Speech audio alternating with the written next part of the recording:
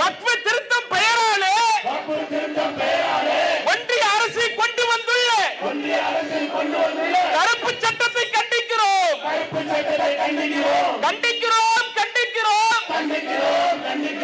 வக்ஃப் திருத்தம் பெயராலே ஒன்றிய அரசு கொண்டு வந்துள்ள கருப்பு சட்டத்தை கண்டிக்கிறோம். ஜனநாயகத்தை சாகடித்து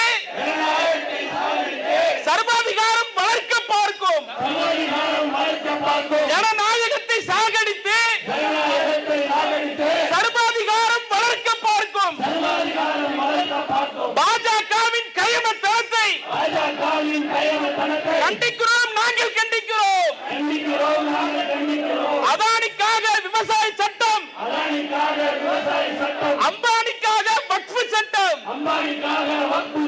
அதானிக்காக விவசாய சட்டம்,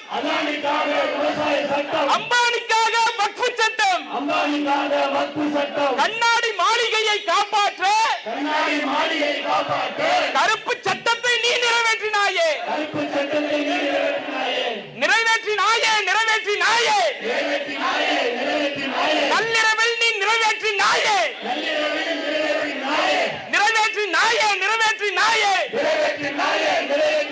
நள்ளிரவில் நீ நிறைவேற்றினாயே.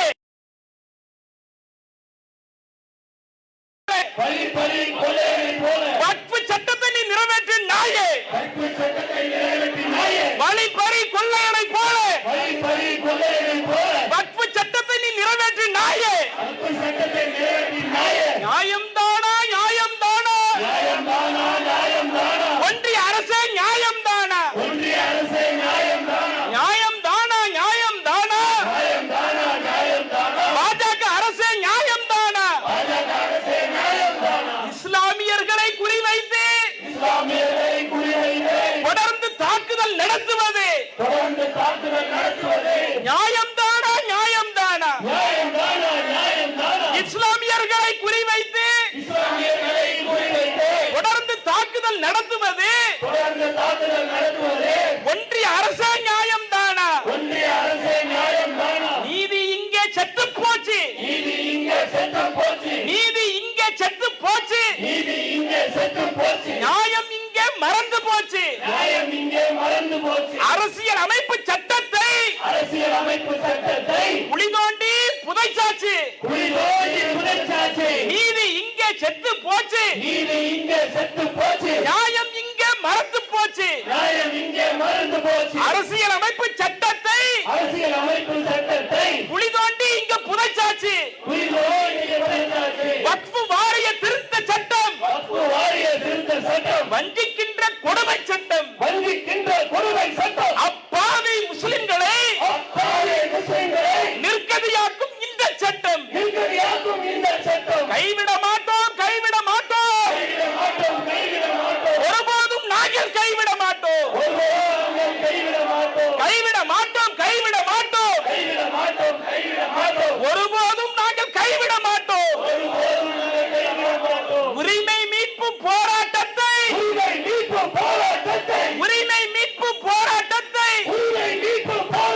எங்கள் உயிரை போனாலும் கைவிட மாட்டோம். எங்கள் உயிரை போனாலும் கைவிட மாட்டோம். சங் பரிவார கூட்டமே, கபட நாடகம் நடிக்காதீர்.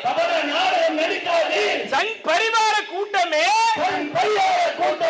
கபட நாடகம் நடிக்காதீர். வக்ஃப் செய்த சொத்துக்களை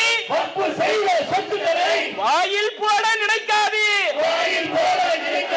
வக்ஃப் செய்த சொத்துக்களை நீ வாயில் போட நினைக்காதே. யாரடா நீ? யாரடா? யாரடா நீ? யாரடா? எங்கள் முன்னோர் வாரி கொடுத்த வக்ஃப் சொத்தை நிர்வகிக்க திருட்டு கும்பல நீ யாரடா? யாரடா நீ? யாரடா? எங்கள் முன்னோர் வாரி கொடுத்த வக்ஃப் சொத்தை நிர்வகிக்க அட திருட்டு கும்பல நீ யாரடா? வக்ஃப் வாரிய நிர்வாகத்தில் உன் கைவரிசை கைவரிசை பலிக்காது. உன் கைவரிசை பலிக்காது. எங்கள் சொத்தை சுருட்ட நினைத்தால் எங்கள் சொத்தை சுருட்ட நினைத்தால் இந்த சமுதாயம் அமைதியாக இருக்காது. இந்த சமுதாயம் அமைதியாக இருக்காது. அல்லாஹு அக்பர், அல்லாஹு அக்பர், அல்லாஹு அக்பர். அடுத்ததாக கண்டன உரை மாநில தலைவர் சகோதரர் அப்துல் கரீம் எம்ஐசி அவர்கள்.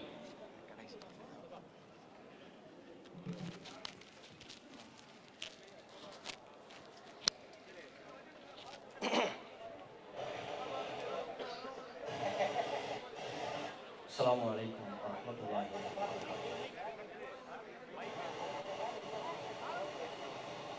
என்ன இறைச்சலரு?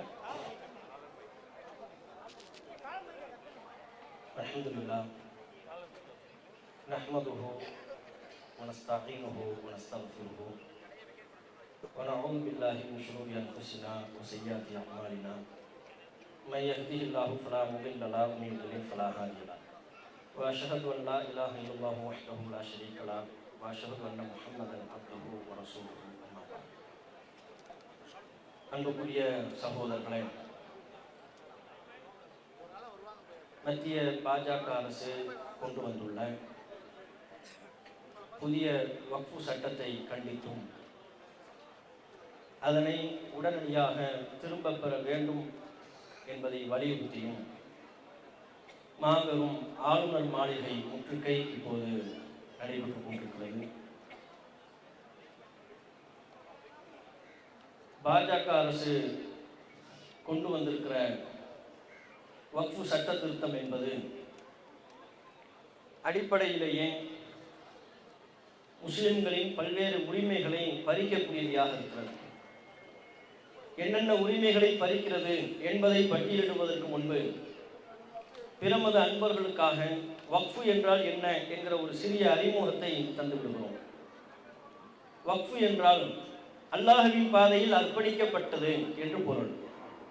எங்களுடைய முன்னோர்கள் ஒரு 100, 200, 300 ஆண்டுகளுக்கு முன்பு பள்ளிவாசல்கள் அமைக்க வேண்டும் என்பதற்காகவும் எங்கள் பிள்ளைகளுக்கு முஸ்லிம் மாணவர்களுக்கு கல்வியை கற்றுக் கொடுக்க வேண்டும் என்கிற மதரசாக்களை அமைத்துக் கொள்ள வேண்டும் என்பதற்காகவும் எங்களில் மரணித்தவர்களை அடக்கம் செய்ய அடக்க ஸ்தலங்களை உருவாக்கி கொள்வதற்கும் தேவையான சொத்துக்களை அல்லாஹ்வின் பாதையில் அர்ப்பணிப்பு செய்தார்கள். இந்த இடங்களில் பள்ளிவாசலை கட்டிக் கொள்ளுங்கள், இந்த இடத்தில் மதரசாக்களை அமைத்துக் கொள்ளுங்கள், இந்த இடத்தில் மையவாடிகளை ஏற்படுத்திக் கொள்ளுங்கள், இங்கே கல்வியகங்களை ஏற்படுத்திக் கொள்ளுங்கள் என்று ஏராளமான நல்ல நோக்கில் முஸ்லிம்களின் நல்ல தொண்டுகளுக்காக எங்களுடைய முன்னோர்கள் வாரி இறைத்த சொத்துக்கள் தான் வக்ஃபு சொத்துக்கள். இது முழுக்க முழுக்க அல்லாஹ்வின் பாதையில் ஒரு முறை அர்ப்பணிக்கப்பட்டு விட்டது என்றால் அதனை யாரும் திரும்ப பெற இயலாது. நான் ஒரு முறை பள்ளிவாசலுக்கு என்று ஒரு நிலத்தை கொடுத்து விட்டால் அதனை திரும்பத்தா என்று கேட்கிற உரிமை எனக்கே கிடையாது. வக்ஃபு என்கிற சொத்துக்கள் அதனுடைய உரிமையாளர் அல்லாஹ் மட்டும்தான். அல்லாஹ் சில சட்டங்களை எங்களுக்கு வழங்கி இருக்கிறார். திருக்குர்ஆன் மூலமாக, நபிகள் நாயகம் மூலமாக அந்த சட்டங்களின் அடிப்படையில் வக்ஃபு சொத்துக்கள் நிர்வகிப்பு செய்யப்படும். இவற்றை தாண்டி யாருக்கும் வக்ஃபு சொத்தில் கை வைப்பதற்கு அதிகாரம் இல்லை. முத்தவல்லிகளுக்கு இல்லை, ஜமாத் தலைவர்களுக்கு இல்லை, அமைப்புகளுக்கு இல்லை, அமைப்புகளின் தலைவர்களுக்கும் இல்லை. இப்படி நாங்கள் காலம் காலமாக எங்களுடைய வக்ஃபு சொத்துக்களை பராமரித்து வருகின்ற வேளையிலே திடீரென்று யாருக்கும் அதிகாரம் இல்லை அல்லாஹ்வை தவிர என்று நாம் நம்பிக்கை கொண்டிருக்கிற வக்ஃபு சொத்தில் இல்லை இல்லை எங்களுக்கு அதிகாரம் இருக்கிறது, நாங்கள் திருத்துவோம், அந்த அதிகாரத்தை நாங்கள் வைத்துக் கொள்வோம், வக்ஃபு சொத்துக்களை நாங்கள் விரும்பியவர்களுக்கு கூறு போடுவோம் என்று மோடி, அமித்ஷா கும்பல் உள்ளே நுழைகிறது. இவர்களை நாட்டிற்குள் விட்டதே தவறு. நாட்டின் வளங்களை சூறையாடி கொன்று திருத்த இந்த கயவர் கூட்டம், திருட்டு கூட்டம் கடைசியில் நம்முடைய வக்ஃபு சொத்துக்களில் கை வைக்க பார்க்கிறார்கள். இடம் கொடுக்க முடியுமா? விட்டு கொடுக்க முடியுமா? விட்டு கொடுக்க நீங்கள் தயாரா? விட்டு கொடுக்க நீங்கள் தயாரா? எங்களுடைய முன்னோர்கள் ரத்தம் சிந்தி எங்களுக்கு தந்த சொத்தை உங்களிடம் தாரை வார்ப்பதற்காக நாங்கள் இங்கே இருக்கிறோம். ஒருபோதும் உங்களுடைய கனவு பலியாகாது, உன்னுடைய கனவு நிறைவேறாது. எங்கள் ரத்தம் சிந்தியேனும் இந்த வக்ஃபு சொத்தை நாங்கள் பாதுகாப்போம். இது வாய் வார்த்தை அல்ல, உளப்பூர்வமாக நாங்கள் சொல்கிற வார்த்தை. இதுல இவங்க உள்ள வர்றதுக்கு இந்த புதிய சட்டத்தை ஏற்றுவதற்கு பாருங்க எவ்வளவு முஸ்தீபு, எவ்வளவு முயற்சிகள். இப்படிப்பட்ட முயற்சிகளை முஸ்தீபுகளை நமது நாட்டில் எந்த ஒரு சட்டத்தையும் எடுப்பதற்கு ஏற்றுவதற்கு இவர்கள் எடுத்துக்கொண்டதே கிடையாது. நாடாளுமன்றத்தில் 14 மணி நேரம் விவாதம், நள்ளிரவு வரை 12 மணி 1 மணி தாண்டி விட்டது. அவ்வளவு நேரம் விவாதம் பண்றாங்க. நாடு முழுக்க சுற்றினார்கள். கருத்துக்களை கேட்பதற்காக பல மணி நேரங்கள், 100க்கும் அதிகமான சுமார் 150 மணி நேரம் கண் விழித்திருந்து கருத்துக்களை கேட்டிருக்கிறார்கள். 14 மணி நேரம் நாடாளுமன்றத்தில் விவாதத்தினை நடத்தியிருக்கிறார்கள். நாங்க என்ன கேட்கிறோம், இவ்வளவு முஸ்லீம் எடுத்து முயற்சி எடுத்து எங்க வக்ஃபு சொத்து சம்பந்தமா தான் நீ திருத்தம் கொண்டு வரணுமா? அப்படி உங்களை யாரு கஷ்டப்பட சொன்னாங்க? எங்களுக்காக நீ எவ்வளவு கண் விழித்து கஷ்டப்படுகிறாய்? உங்களிடம் யார் இப்படி சிரமப்பட வேண்டும் என்று கேட்டது? இதே நீங்கள் என்றைக்காவது நம்முடைய நாட்டில் நள்ளிரவு வரை நடைபெற்ற ஒரு விவாதம் விவசாயிகள் குறித்து பேசியிருப்பார்களா? தூங்காம கண்முழித்து ஒவ்வொரு நாளும் ஒரு விவசாயி செத்துக் கொண்டிருக்கிறார், அந்த விவசாயிகளை பற்றி பேசிக் கொண்டிருப்பார்களா? 1.5 வருஷ காலமா விவசாயி போராடினா, வேளாண் சட்ட திருத்தத்தை கண்டித்து கடும் குளிரில் போராடி கொண்டிருந்தால், ரோட்லேயே சப்பாத்தி மாவை குழஞ்சி சாப்பிட்டுக்கிட்டு இருந்தால், அவனை பத்தி அந்த விவசாயியை பத்தி நாடாளுமன்றத்தில் நீங்கள் விவாதித்தீர்களா? இரவு முழுக்க கண் விழித்து பேசினீர்களா? 14 மணி நேரம் விவாதம். விவசாயிகளுக்காக வேண்டி, அவர்களின் வாழ்வில் வளம் பெற வேண்டும் என்பதற்காக வேண்டி இந்த 14 மணி நேரம் விவாதம் நடைபெறவில்லை. நமது நாட்டில் வேலை இல்லாமல் இளைஞர்கள் திண்டாடி கொண்டிருக்கிறார்கள். அந்த திண்டாட்டத்தை பற்றி இவர்கள் 14 மணி நேரம் விவாதம் செய்ய தயாரில்லை.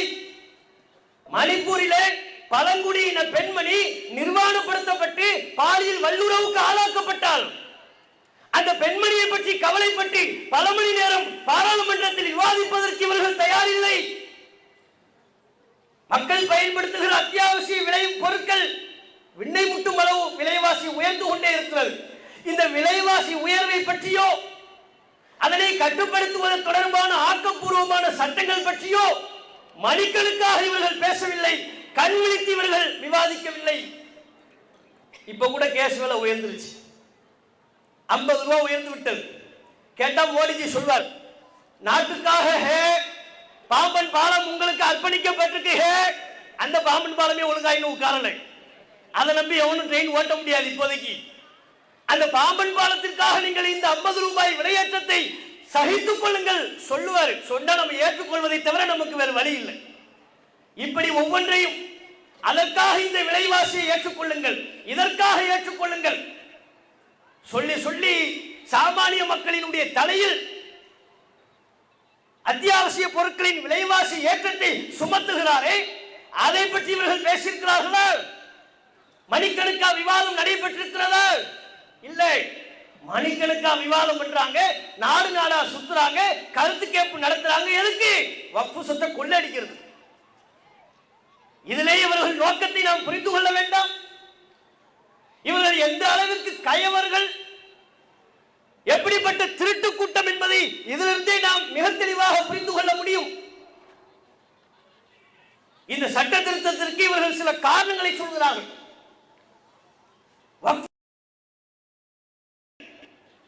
வெளிப்படை தன்மை வேண்டும், அதற்காகத்தான் இந்த புதிய சட்டம் அப்படிங்கிறாங்க.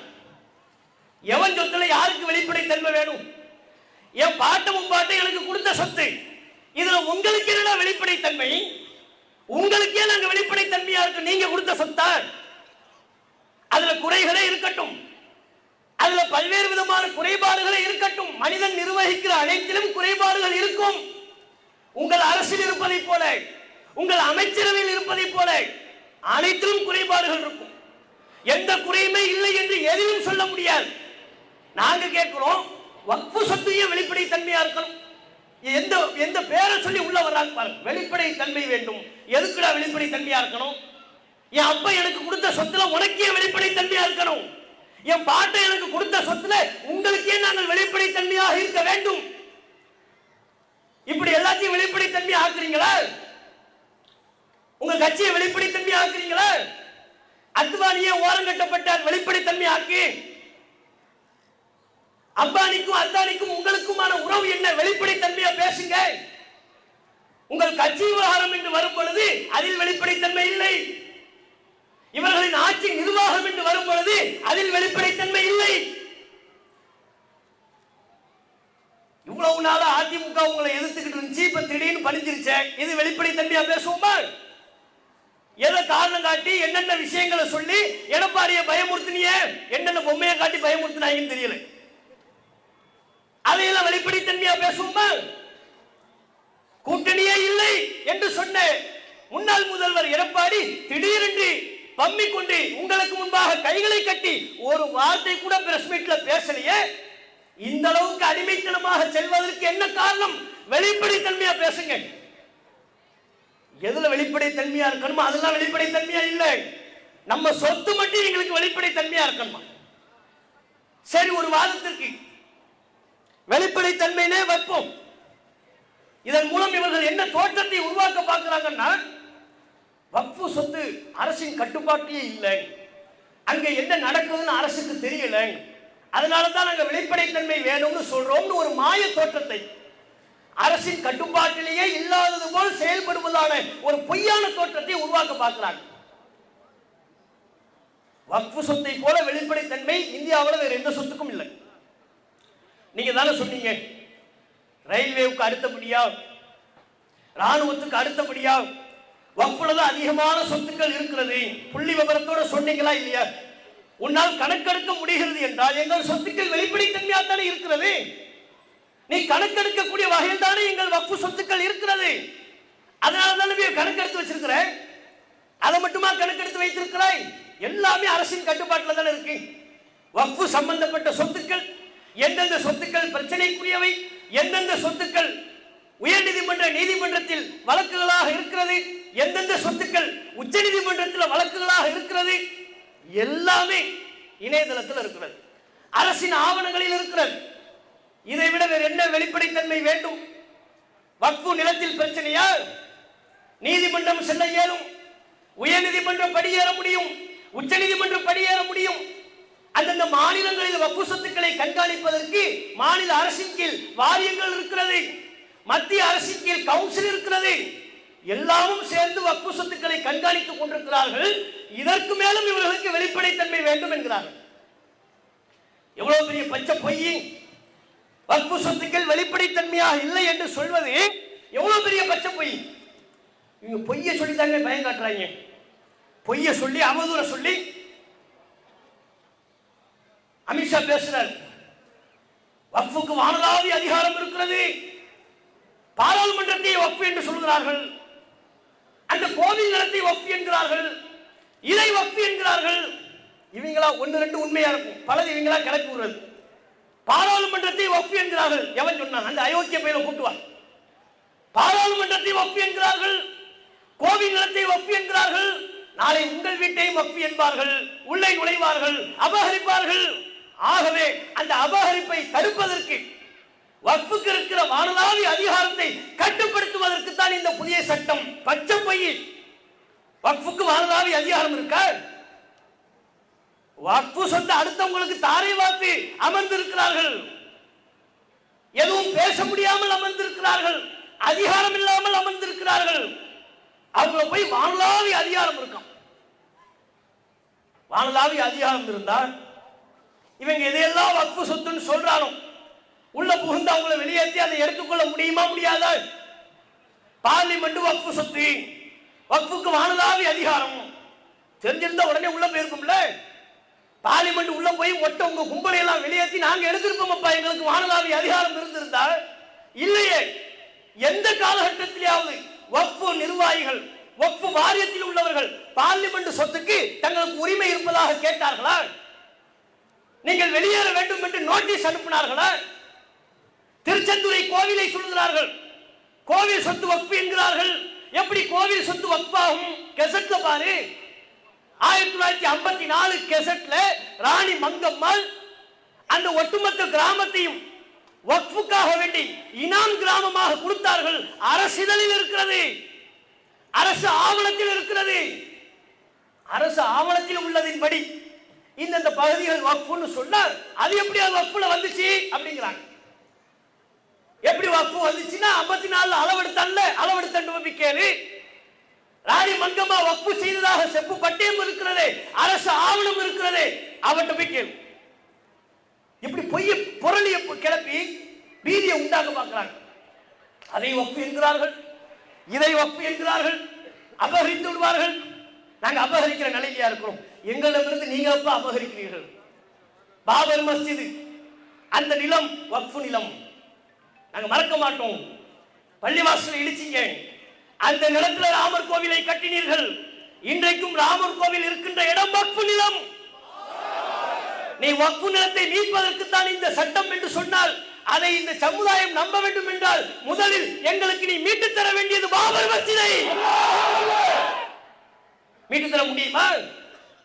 வக்ஃப் சொத்தை பாதுகாக்கத்தான் நாங்கள் இந்த சட்டத்தை கொண்டு வந்திருக்கிறோம் என்பதில் உண்மையானதா இருந்தால் அந்த நிலத்தை எங்களிடம் திருப்பித்தார். அதோடு விடவில்லை. இப்போது அம்பானி கட்டியிருக்கிற அண்டிலா ஹவுஸ் அதுவும் வக்ஃப் நிலம். நம்ம பேர்ல உள்ள உணவகத்தை தான் வைத்திருக்கிற அப்துல் கரீம் பாயம் அந்த ட்ரஸ்ட் ஓனர். எவ்வளவு விவரமா இருந்திருக்கிறா பாருங்க. ட்ரஸ்ட் ஓனர் அனாதை சிறுவர்களுக்குரிய நிலம். அந்த நிலத்தை வித்துட்டாங்க. அம்பானிக்கு எப்படி மிரட்டி என்ன காசை கொடுத்து எப்படி விற்கவே முடியாது. வக்ஃப் ரூலின் படி வக்ஃப் சொத்தை யாருக்கும் விற்க இயலாது. ஆனா அந்த நிலத்தை விற்றிருக்கிறார்கள். அவன் எதை காட்டி பயமாகி எடப்பாடியே பயந்துட்டாருன்னா இவங்க எல்லாம் ஏமாத்திரம், அப்துல் கரீம் பாய் எல்லாம் ஏமாத்திரம். ஆள் யாருன்னு தெரியுமா நமக்கு? அவன் பயந்துட்டான் போல இருக்கு, கொடுத்துட்டான், கையெழுத்து போட்டாங்க. விற்க முடியாதுப்பா, ரூல்ஸ் படி வக்ஃப் நிலத்தை விற்க இயலாது. சரி, நீங்க வக்ஃப் நிலத்தை மீட்பதற்கு தானே வந்திருக்கிறீங்க. புதிய அவதாரம் அம்பானி, நீங்க ரெண்டு பேரும் அமித்ஷாவும் மோடிஜியும் அம்பானியை விரட்டி விட்டு அந்த நிலத்தை எங்களுக்கு மீட்டு தான் உங்களை நாங்க நம்புறோம். மீட்டு தர தயாரா? அப்ப பச்சை பொய். வக்ஃப் நிலத்தை மீட்கிறோம் என்பதெல்லாம் இவர்கள் சொல்லக்கூடிய பொய்கள். இதுல இவர்கள் கொண்டு வந்திருக்கிற ஒரு புதிய சட்டம், பல சட்டங்கள் இருக்கிறது. புதிய சட்டத்தின்படி வக்ஃப் பை யூசர் அப்படிங்கிறாங்க. நம்முடைய முன்னோர்கள் தங்களுடைய சொத்துக்களை வக்ஃபுகளுக்கு தானம் செய்கின்ற பொழுது எழுத்துமானமா தானம் செய்தவைகளும் இருக்கிறது. மரண நேரத்தில் எழுதி கொடுத்து தானம் பண்ணிடுவாங்க. அந்த காலகட்டத்தில் அரசு ஆவணம், அரசுல போய் பதிவு பண்றது அதெல்லாம் இல்லை. அதெல்லாம் நவீன வடிவம் பெறலை. அப்ப வாய்மொழியா இந்த சொத்து பள்ளிவாசலுக்குன்னு சொல்லிடுவாங்க. வாய்மொழியா வக்ஃப். மரண தருவாயில் இருப்பார். இந்த தன்னுடைய ஒரு குறிப்பிட்ட இடத்தை சொல்லி காட்டி இதை பள்ளிவாசலுக்கு பயன்படுத்துங்க, இதை ஏழைகளுக்கு பயன்படுத்துங்க, இதை முஸ்லிம்கள் கடை வைப்பதற்கு பயன்படுத்திக் கொள்ளுங்கள், வக்ஃப்னு சொல்லிடுவார். சொல்லிட்டா வக்ஃப் தான், முடிஞ்சு போச்சு. ஒன்ஸ் அது வக்ஃப் என்று சொல்லிவிட்டால் ஆல்வேஸ் வக்ஃப், கடைசி வரை அது வக்ஃபா தான் இருக்கும். அது மாற்ற முடியாது. இப்படி தானம் செய்யப்பட்ட சொத்துக்கள் லட்சக்கணக்கில் இருக்கிறது. இப்ப நீங்க புதுசா என்ன கொண்டு வர்றாங்கன்னா, எதுக்கெல்லாம் உரிய ஆதாரம் இல்லையோ, வாய்மொழியாக தானம் செய்யப்பட்டவையோ அவைகள் எல்லாம் செல்லாது. எப்படி பாருங்க, வாய்மொழியாக தானம் செய்யப்பட்டவை, வக்ஃப் செய்யப்பட்டவை செல்லாது என்று புதிய அமெண்ட்மெண்ட்ல, புதிய சட்டத்தில் இவர்கள் கொண்டு வந்திருக்கிறார்கள். வாய்மொழியா தானம் செய்தது செல்லாதுன்னு சொல்றதுக்கு நீ யாரு? அப்ப இந்த சொத்துக்களை என்ன செய்ய போற? லட்சக்கணக்கான சொத்துக்கள், 1000 பள்ளிவாசல்கள், அந்த பள்ளிவாசல்கள் கீழ் இருக்கக்கூடிய ஏராளமான நிலப்புலங்கள்.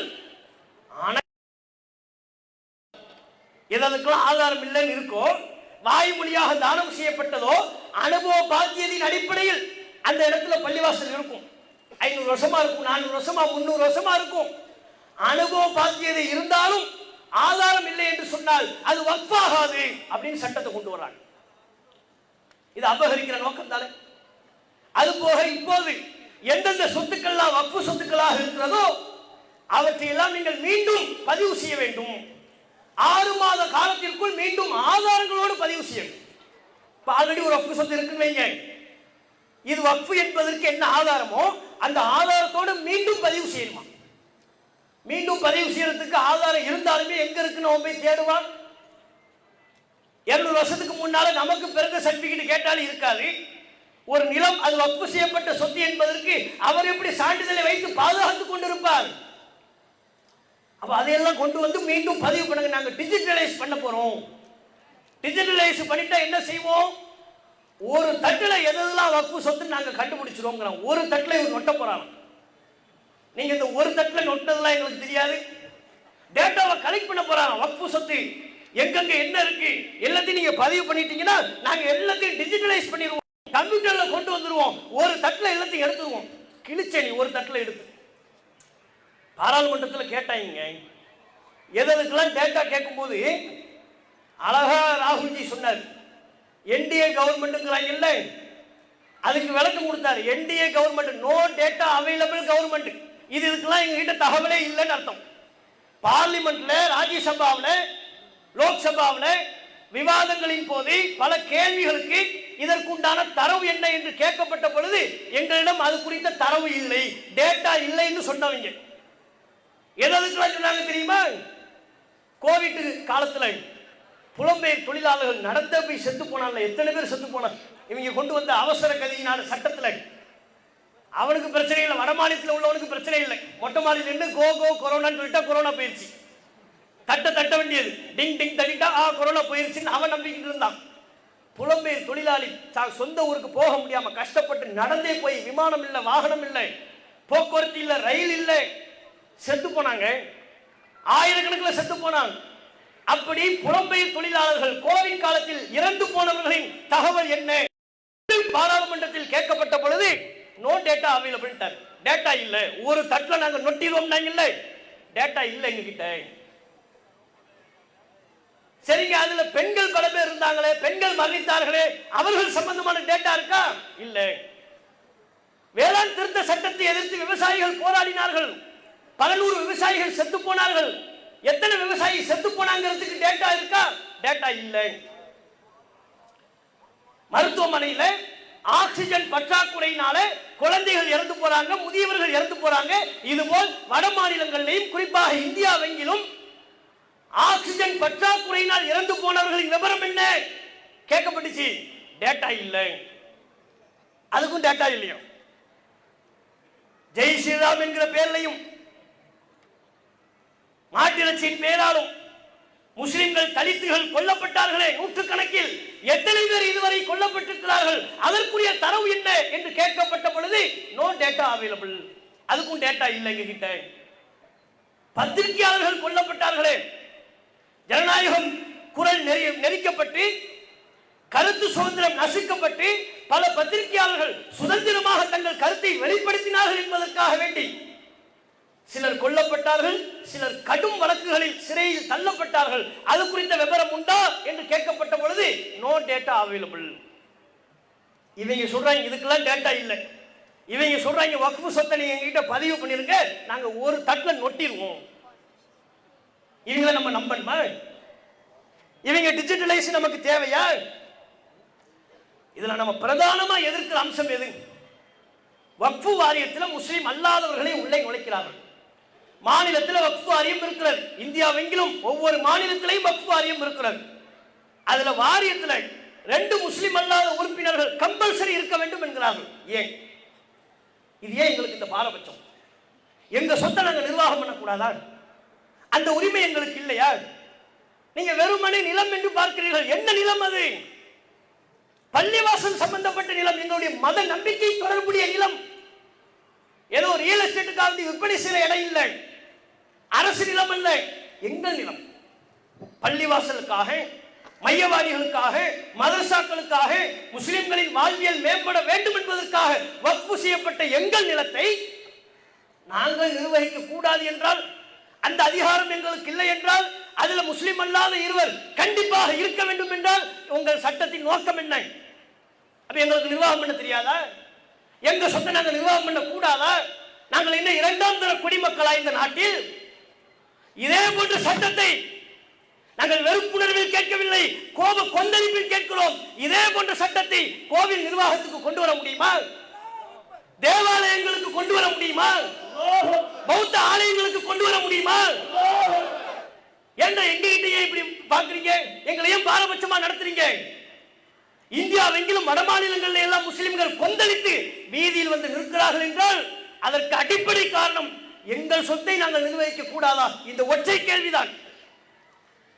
மனசாட்சியோடு நீங்கள் பதிலளிக்க வேண்டும். திருமலை திருப்பதி தேவஸ்தானம் கோவில் இருக்கு. அந்த கோவில் நிர்வாகத்தில் இந்து அல்லாத ஒருவர் நிர்வாகியா வேண்டாம், உறுப்பினரா சேர முடியுமா? நிர்வாகியா வேண்டாம், உறுப்பினரா சேர்ந்துட முடியுமா? பதவியில சேர்ந்துட முடியுமா? நம்ம சென்னை பகுதிகளில் இருக்கக்கூடிய கோவில் நிர்வாகங்கள் இருக்கிறதே, அந்த கோவில் ட்ரஸ்டியால் ஒரு இந்து அல்லாத ஒரு நபர், ஒரு முஸ்லிமோ ஒரு கிறிஸ்தவரோ சேர்ந்துட முடியுமா? சேரணுங்கிறது எங்க கோரிக்கை அல்ல. நாங்க அதை எதிர்பார்க்கவே இல்லை, அவங்களும் அதை எதிர்பார்க்கல. நம்ம வக்ஃபு சொத்துல வர வேண்டும் என்று இந்து மக்கள் எதிர்பார்த்தார்களா? கிடையாது. கிறிஸ்தவ மக்கள் எதிர்பார்க்கிறார்களா? இல்லை. இந்த நாட்டில் உள்ள முஸ்லிம்கள், இந்துக்கள், கிறிஸ்தவர்கள் அத்தனை பேரும் அவங்கவுங்க சொத்தை அவங்கவுங்க நிர்வாகம் பண்ணட்டும். எதுக்கு இந்த தேவையில்லாத வேலை? இப்படித்தான் கேட்கிறார்கள். இங்கே நாங்கள் கேள்வி எழுப்புவது நியாயத்தை பற்றி சிந்திக்க வேண்டும் என்பதற்காக. ஒண்ணு வேண்டாங்க, தஞ்சாவூர்ல பாபநாசம் அங்க ஒரு கோவில் அறங்காவலர் தேர்வு நடக்குது. நர்கிஸ் கான் என்று ஒருவர் தேர்வு செய்யப்பட்டார். தஞ்சாவூர்ல பாபநாசத்துல கோவில் அறங்காவலரா நர்கிஸ் கான் தேர்வு செய்யப்பட்டார். பத்திரிகையில பேர் வருது, கோவில் அறங்காவலராக நர்கிஸ் கான் தேர்வு. இவங்க கான் பேர் பார்த்தவங்களுக்கு எரிய ஆரம்பிச்சிருச்சு. கான் எங்கேயும் கேள்விப்பட்ட மாதிரி இருக்கேன். ஆஹா, அந்த கான் இந்த கான், கஃபார் கான், கஃபூர் கான், ரஹீம் கான், இது நம்ம புறக்கணிக்க வேண்டிய அந்த பாய் கான் தான். எச் ராஜா வந்துட்டார். கோவில் நிர்வாகத்திற்குள் முஸ்லிமா என் ரத்தம் கொதிக்கின்றது. விடமாட்டோம், விடமாட்டோம். இந்த அரசு அராஜகம் செய்கிறது, அநியாயம் செய்கிறது. ஒரு பக்கம் கத்திக்கிட்டு இருக்கிறாரு ஹெச் ராஜா. நர்கிஸ் கானே ஒரு காதல போய் பாய், அவர் ஹெச் ராஜா, நான் பாய்லாம் இல்லை, நான் இந்து தான். நான் பாய் கிடையாதுங்க, இந்து. அதெல்லாம் முறைப்படி விசாரிச்சு தான் போட்டிருக்கிறாங்க. காலகாலமா அங்க இருக்கிறேன். இப்ப மறுபடியும் தேர்வாகி வந்திருக்கிறேன். அவ பேருக்கு காரணம் சொல்றாரு. ஆஸ்பத்திரியில அவங்க அம்மா, எங்க அம்மா பிரசவமா இருக்கும் போது ரொம்ப சிரமமா இருந்துச்சு. அப்போ ஒரு நர்சம்மா தான் ரொம்ப தியாகத்தோடு கஷ்டப்பட்டு சிரமப்பட்டு பிரசவம் பார்த்தாங்க. எங்க தகப்பனாரு, எங்க குடும்பத்தார்கள் அந்த நர்சம்மாவினுடைய நினைவாக நர்கிஸ் கான் அவங்க பேரை எனக்கு வச்சுட்டாங்க. அவங்க பாயம்மா, அந்த பாயம்மா பேரை எனக்கு வச்சு விட்டாங்க. நர்கிஸ் கான் என்று பேர் வைத்து விட்டார்கள். மற்றபடி நான் ஆச்சாரமான இந்து அப்படின்னு சொன்னதுக்கு அப்புறம் பொட்டி பாப்பா ஹெச் ராஜா அடங்கி போயிட்டார். இங்க நாங்க கேட்கிறது என்ன, நர்கிஸ் கான்கிற பேருக்கு எதிர்ப்பு தெரிவித்தீர்களே ஏன்? கோவில் நிர்வாகத்திற்குள் முஸ்லிமுக்கு வேலை இல்லை, அதானே? அது நியாயம் தானே நீங்க நினைக்கிறீங்க? நாங்களும் அது நியாயம் தான் நினைக்கிறோம். அது நியாயம் தான். கோவில் நிர்வாகத்திற்குள் முஸ்லிமுக்குள் வேலை இல்லை. அதே தானுங்க பள்ளிவாசல் நிர்வாகத்திற்குள் முஸ்லிம் அல்லாத ஒருவருக்கு ஏன் வேலை? இந்துவுக்கு எங்கே எங்கே வேலை வருகிறது? என்ன ரோல் இருக்கு? எங்கள் சொத்தை நிர்வகிப்பதற்கு முஸ்லிம் அல்லாத ஒருவருக்கு என்ன ரோல்? கிறிஸ்தவருக்கு என்ன ரோல்? இந்துவுக்கு என்ன ரோல்? இதே கேள்வி ஒவ்வொரு மதத்தினுடைய சொத்துக்களையும் வரும். கிறிஸ்தவ தேவாலயங்களை நிர்வகிப்பதற்கு முஸ்லிமுக்கு என்ன ரோல்? ஒரு ரோலும் இல்லை. ஒற்றுமையா நம்ம வாழ்ந்து கொண்டிருக்கும் பொழுது இவர்கள் மெனக்கிட்டு தேவையில்லாம முஸ்லிம் இந்துங்கிற வெறுப்பை கட்டமைக்க வேண்டும் என்பதற்காக தேவையற்ற இப்படி ஒரு விஷயத்தை உள்ளே நுழைக்கிறார்கள். முஸ்லிம் அல்லாத இருவர் கண்டிப்பா இருக்கணும். சென்னையில இந்த அறநிலையத்துறையின் கீழ் இருக்கக்கூடிய ஒரு ஸ்கூலு, அதுக்கு ஒரு ஆசிரியர் தேர்வு நடைபெற்றது. அதுல ஒரு முஸ்லிம் தேர்வு செய்யப்படும் பொழுது அந்த ஸ்கூல்ல எப்படி முஸ்லிமுக்கு வேலை கொடுக்கலாம் என்று சொல்லி எதிர்ப்பு தெரிவித்து கடைசியில முஸ்லிமை வேலையிலிருந்து தூக்கினார்கள். இந்து அறநிலையத்துறை நடத்தக்கூடிய ஒரு ஸ்கூல்லையே, அது கோவில் நிலமுள்ள ஒரு ஸ்கூல், ஆனால் இந்து அறநிலையத்துறைக்கு சொந்தமானது, அதில் நடத்தப்படுகிற கல்வி நிலையங்களில் இந்துக்களுக்கு தான் வேலை கொடுக்க வேண்டும் சொன்னார்களா இல்லையா? அதை தான் இப்ப நாங்கள் கேட்கிறோம். எங்களுடைய நீதியாக, எங்களுடைய நியாய குரலாக நாங்கள் எழுப்புகிறோம். இது அல்லாம வக்ஃபு வாரியத்தில் இவர்கள் திருத்தம்ங்கிற பேர்ல கொண்டு வரக்கூடிய சட்டத்தை பார்த்தீங்கன்னா, புதிதாக இஸ்லாத்தை ஏற்ற யாரும் வக்ஃபுக்கு தானம் செய்யக்கூடாது. 5 வருஷம் 5 வருடம் பூர்த்தியானதற்கு பிறகுதான் அவர் வக்ஃபிற்கு தானம் செய்ய வேண்டும். இப்படி ஒரு சட்டத்தை கொண்டு வராங்க. ஏன் அவன் 5 வருஷத்துக்குள்ள தானம் பண்ணா உங்களுக்கு எங்க எரியுது? இஸ்லாத்துக்கு வந்துட்டான், வந்து 1 வருஷம் ஆயிடுச்சு. 1 வருஷத்துல வக்ஃபுக்கு தானம் பண்றான். இந்த நிலத்தை வச்சுக்கிறான். உங்க 2 பேருக்கு எங்க எரியுது? இதுல உங்களுக்கு என்ன பிரச்சனை? இது எங்க சம்பந்தப்பட்ட விவகாரம், எங்கள் மதம் சம்பந்தப்பட்ட, எங்கள் வழிபாட்டு தலம் சம்பந்தப்பட்ட விவகாரம்.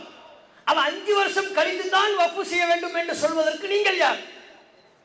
அதுவும் 5 வருஷம் சாதாரண முஸ்லீமா இருக்க கூடாதாம், பிராக்டிசிங் முஸ்லீம், இஸ்லாத்தை நடைமுறைப்படுத்துகிற தூய கேட்ட இல்லைன்னா இந்த வார்த்தையெல்லாம் சேர்ப்பாங்க. தூய இஸ்லாத்தை கடைபிடிக்கிறேன்னு சொன்னாலும் சொல்லுவாங்க போல இருக்கு. இஸ்லாத்தை நடைமுறைப்படுத்துகிற முஸ்லீமா இருக்கணும். அப்படின்னா என்ன? மோடி அரசாங்கத்தின் சார்பாக ஒரு குழு நியமிக்கப்படும். ஒருவர் புதிதாக இஸ்லாத்தை ஏற்றுக்கொண்டவர் வக்ஃபு செஞ்சால் அவர் ஃபஜ்ர் தொழ போறாரான்னு கண்காணிக்கிறதுக்கு உளவுத்துறை அங்கே நிற்பார் பள்ளிவாசல் வாசல்ல. அவர் எந்த பள்ளிக்கு போறாருன்னு பார்ப்பார், பார்த்துக்கிட்டே இருப்பார். உளவுத்துறைக்கு அதான் வேலை. இனி வரும் காலங்களில் உளவுத்துறைக்கு, ராவுக்கு, இன்னும் பிற உளவு பிரிவுகளுக்கு வேலை என்ன? இந்த பாய்மார்கள்லாம் ஃபஜ்ர் தொழுகிறாங்களா, லுகர் தொழுகிறாங்களா, 5 வக்து கடைப்பா, இவர் வக்ஃபு செய்வதற்கு தகுதி பெற்று விட்டார். ஏன்? இஸ்லாத்தை நடைமுறைப்படுத்துகிறார். இன்னொருத்தரை பத்தி ரிப்போர்ட் மோடிஜி கொடுப்பாங்க. மோடிஜி இவர் இன்னும் ஹஜ்ஜிக்கு போகவே இல்லை, இஸ்லாத்தில் ஒரு அடிப்படையில் குறை வச்சிருக்கிறார், இவர் வக்ஃபுக்கு இன்னும் லாயிக் நஹி ஹே, தகுதி இல்லை, இவர் ஹஜ்ஜி செஞ்சாதான் வக்ஃபு பண்ண முடியும், அப்போதுதான் இவர் இஸ்லாத்தை நடைமுறைப்படுத்தக்கூடிய முஸ்லீம். இன்னொருத்தர் நோன்பு வைக்கலன்னு வைங்க, அவனை லிஸ்ட்ல இருந்து தூக்கிடுவாங்க. இவன் நோன்பே வைக்க மாட்டேங்கிறான்.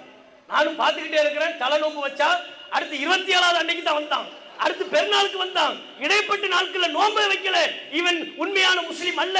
ஆகவே இவனும் வக்ஃபு செய்வதற்கு தகுதியற்றவன். அப்ப யோசிச்சு பாருங்க,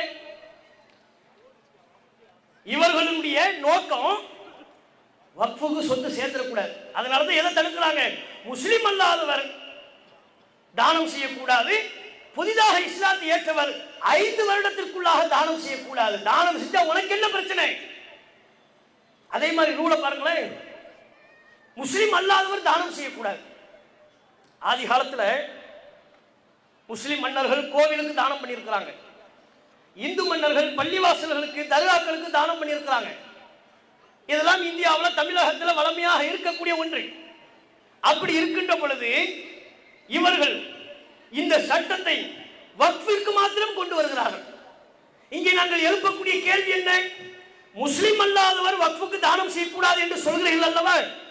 இந்த சட்டத்தை நீங்கள் சரி கண்டால் இதே போன்ற சட்டத்தை இந்து அல்லாதவர் கோவிலுக்கு தானம் செய்யக்கூடாது சொல்ல தயாரா? கிறிஸ்தவர் அல்லாதவர் தேவாலயங்களுக்கு தானம் செய்யக்கூடாது. அப்ப வேறு எதிலையும் இந்த சட்டம் இல்லை. முஸ்லிம்களின் வக்ஃபுக்கு மாத்திரம் ஏன் இந்த சட்டம், ஏன் இந்த பாரபட்சம்? முஸ்லிம்களை நசுக்க பார்க்கிறாங்க. இது சொத்து சம்பந்தப்பட்ட விவகாரம் மட்டுமல்ல. இதை வெறுமனே நம்ம பள்ளிவாசல்களோடு தொடர்புபடுத்தி விட்டு சென்று விட முடியாது.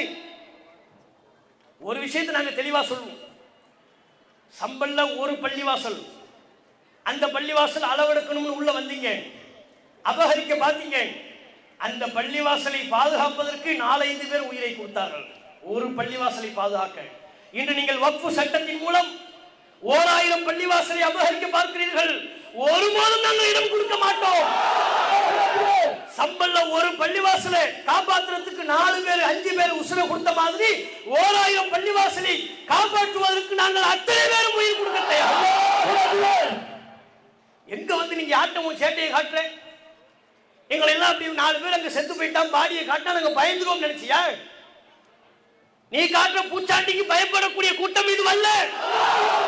நீ என்ன அடக்குமுறை பண்ணாலும் அதற்கு அஞ்சக்கூடிய கூட்டம் அல்ல.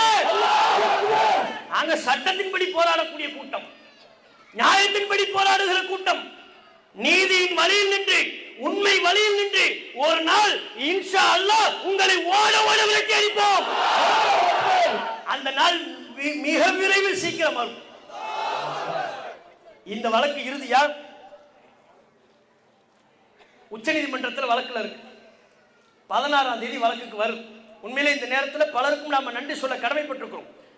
இந்த வக்ஃபு சட்டத்தை எதிர்த்து பார்லிமெண்ட்ல உளப்பூர்வமா நிறைய பேர் குரல் கொடுத்தாங்க. அவர்கள் அத்தனை பேருக்கும் நாம் நன்றி செலுத்த கடமைப்பட்டிருக்கிறோம். அதுபோல் தமிழகம் எங்கும் பல்வேறு கட்சிகள் கருத்து வேறுபாடுகளை கலைந்து ஆர்ப்பாட்டங்களிலே, ஜனநாயக போராட்டங்களிலே ஈடுபட்டார்கள். நன்றி செலுத்துகிறோம். உச்சநீதிமன்றம் வரையிலையும் வழக்கிற்கு சென்றிருக்கிறார்கள். 16ஆம் தேதி வழக்கு வரும். இப்ப நமக்குள்ள ஒரே கவலை என்ன தெரியுமா? பாபர் மஸ்ஜிதுக்கு சொன்ன மாதிரி நான் தீர்ப்பை கடவுள்கிட்ட கேட்டேன். இங்கிருந்து ஒரு போடு, அங்கிருந்து என்ன பேப்பர் வருதோ அதைத்தான் நான் வாசிப்பேன், நீங்க சொல்லாம இருந்தாலே போதும். அப்படி எதுவும் சொல்லிடாதீங்க. எங்களுக்குள்ள பயம் என்ன? சட்டத்தின்படி தீர்ப்பளிக்கப்பட்டால் நாம் கவலை கொள்ள வேண்டிய அவசியம் இல்லை. வக்ஃபு சொத்து நமக்குத்தான். சட்டத்தின் முன்பு நிற்காது. உச்ச நீதிமன்றத்தின் முன்பு நிச்சயம் இவர்களுடைய முகம் தோல்விக்கப்பட்டே தீரும். உண்மை அம்பலப்பட்டே தீரும். வக்ஃபு சொத்து பாதுகாக்கப்படும். சட்டத்தின்படி தீர்ப்பளித்தான். அது அல்லாம கூட்டு மனசாட்சி அப்படின்னு போயிட்டா, அதே மாதிரி என்ன கடவுள்கிட்ட கேட்டேன் இது எல்லாம் சொல்லாம உச்ச நீதிமன்ற நீதிபதிகள் நாடெங்கிலும் திரண்டு நிற்கிற ஜனநாயக போராட்டத்தை கவனிக்க வேண்டும். மக்களின் கொந்தளிப்பை கவனிக்க வேண்டும். இதோ இங்கு திரண்டு நிற்கிற கூட்டம் எதற்கும் அஞ்சாமல் நாங்கள் இங்கே வந்து திரண்டு நிற்கிறோம். வெறும் ஆர்ப்பாட்டம் அல்ல, நாங்கள் அறிவித்து வந்தோம் ஆளுநர் மாளிகை. இந்த கூட்டம் இப்போது சொன்னாலும் ஆளுநர் மாளிகையை முற்றுகையிடுவதற்கு தயாரா? புறப்பட்டு செல்வோமா? புறப்பட்டு செல்வோமா? கீழே அமர்ந்து விடுவோமா? சொன்னா சொல்வதற்கு தனி நபருக்காக அல்ல, கொண்ட கொள்கைக்காக, இறை மார்க்கத்தின் பெயரால் வக்ஃபு செய்யப்பட்ட சொத்துக்களை பாதுகாக்க வேண்டும் என்பதற்காக எங்கள் நபிகள் எங்களுக்கு போதித்தார்கள். மன் குத்தில தூன மாளிகை பஹுவ ஷஹீத். எவன் ஒருவன் தன் சொத்தை பாதுகாப்பதற்கு தன் உயிரை இழக்கின்றானோ அவன் ஷஹீத் என்றார்கள், உயிர் தியாகி என்றார்கள். நீங்கள் காட்டுகிற எதற்கும் நாங்கள் அஞ்ச மாட்டோம். எதற்கும் நாங்கள் அஞ்ச மாட்டோம். நீதி வெல்லும் வரை எங்கள் போராட்டம் தொடரும் தொடரும் தொடரும். அஸ்ஸலாமு அலைக்கும் வரஹ்மத்துல்லாஹி வபரகாத்துஹு. நிமிடங்கள் கோஷம்.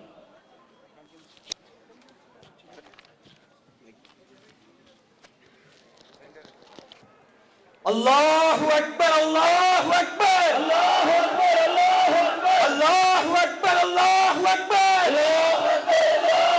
போராட்டம் இது போராட்டம், போராட்டம் இது போராட்டம், போராட்டம் இது போராட்டம், போராட்டம் இது போராட்டம். முஸ்லிம்களின் போராட்டம், முஸ்லிம்களின் போராட்டம், முஸ்லிம்களின் போராட்டம், முஸ்லிம்களின் போராட்டம். ஒன்றிய அரசை கண்டித்து, ஒன்றிய அரசை கண்டித்து முற்றுகை செய்யும் போராட்டம், முற்றுகை செய்யும் போராட்டம். வக்ஃபு சொத்தை அபகரிக்க துடிக்கும், வக்ஃபு சொத்தை அபகரிக்க துடிக்கும், வக்ஃபு சொத்தை அபகரிக்க துடிக்கும், வக்ஃபு சொத்தை அபகரிக்க துடிக்கும். ஒன்றிய அரசின் அடக்குமுறையை, ஒன்றிய அரசின் அடக்குமுறையை, ஒன்றிய அரசின் அடக்குமுறையை, ஒன்றிய அரசின் அடக்குமுறையை வன்மையாக கண்டித்து, வன்மையாக கண்டித்து, வன்மையாக கண்டித்து, வன்மையாக கண்டித்து ஆர்த்தெழுந்த போராட்டம், ஆர்த்தெழுந்த போராட்டம். வஞ்சிக்காதே, வஞ்சிக்காதே, வஞ்சிக்காதே,